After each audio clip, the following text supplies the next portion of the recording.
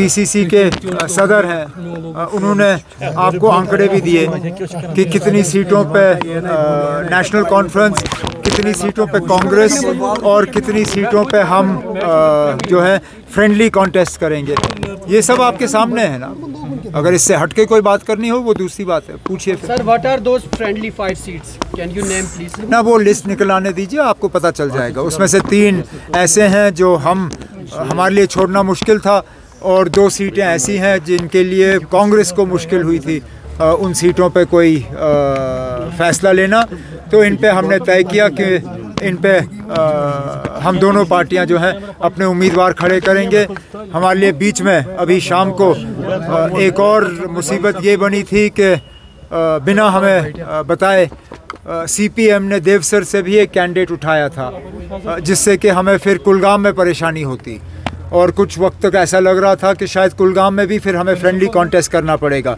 लेकिन फारूक साहब ने अभी तारिगामी साहब से बात की और उनसे गुजारिश की कि देवसर से सीपीएम का कैंडिडेट नहीं उठना चाहिए, जिस चीज़ को तारिगामी साहब ने कबूल किया है।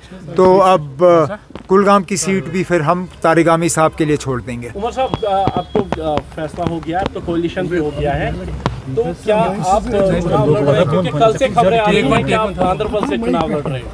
ना, मैं गांधरबल गया था वहाँ किसी को ज्वाइन कराने के लिए।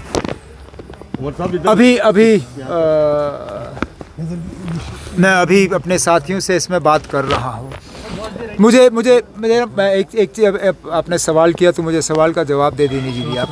मुझे एक बात का एहसास है, जिस चीज़ का शायद मैंने पूरी तरह से इस पे मैंने सोचा नहीं था और ये मेरी गलती है।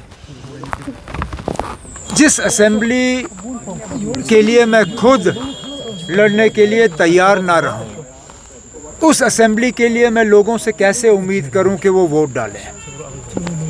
मैं कैसे उम्मीद करूं कि मेरे साथी लोगों से वोट मांगेंगे जिस असेंबली को मैं खुद जो है मानने के लिए तैयार नहीं हूं, या मैं खुद उसको नीचा दिखाने का काम करूं?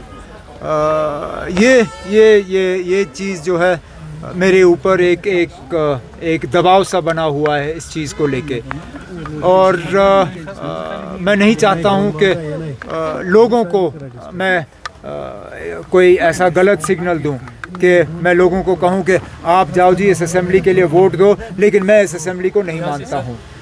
तो इन हालात में मुझे दे दीजिए 1 आध दिन, अब आपको पता चल ही जाएगा जब पार्टी की तरफ से लिस्ट जारी होगी। नहीं, no issue. None whatsoever. Let me be categorical. At no point in time did the Congress Party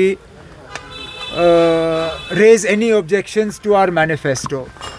In the initial stages of the discussion at the local level, they had asked whether we would consider some sort of common minimum program.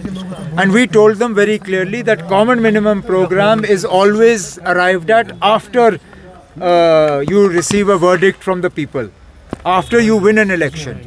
And therefore, obviously, we are fighting this election to win. If National Conference and Congress receives the support of the people, then we will form a common minimum program for governance for the next 5 years.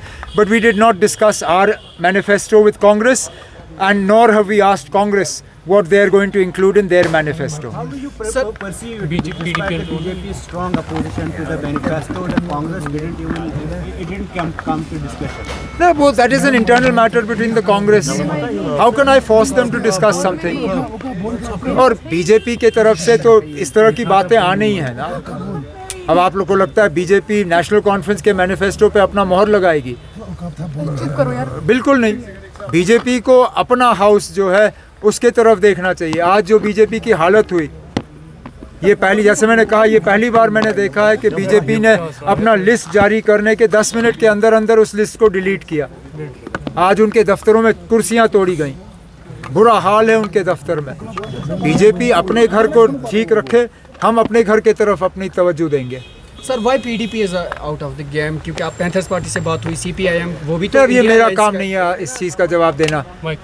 India block में सबसे बड़ी party जो है वो कांग्रेस है। कांग्रेस ने हमसे बात करना इसमें पसंद किया। अब मैं कौन होता हूँ उनको मजबूर करने के लिए कि जाए किसी और से बात करें? उन्होंने पीडीपी का जिक्र नहीं किया।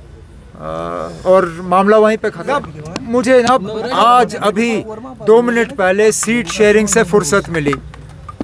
मुझे अपने घर के बाहर के खबर का पता नहीं है। अब लद्दाख में अगर 5 नए ज़िले बने तो मुबारक है उनको।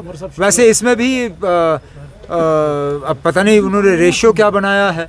हमारी तो कोशिश हमेशा ये रही है कि करगिल और लेह जो है दोनों के साथ बराबरी हो, लेकिन अगर उन्होंने 5 ज़िले बनाए हैं तो कहीं ना कहीं अनबन होगी। अब किसके साथ नाइंसाफ़ी हुई है वो देखना पड़ेगा।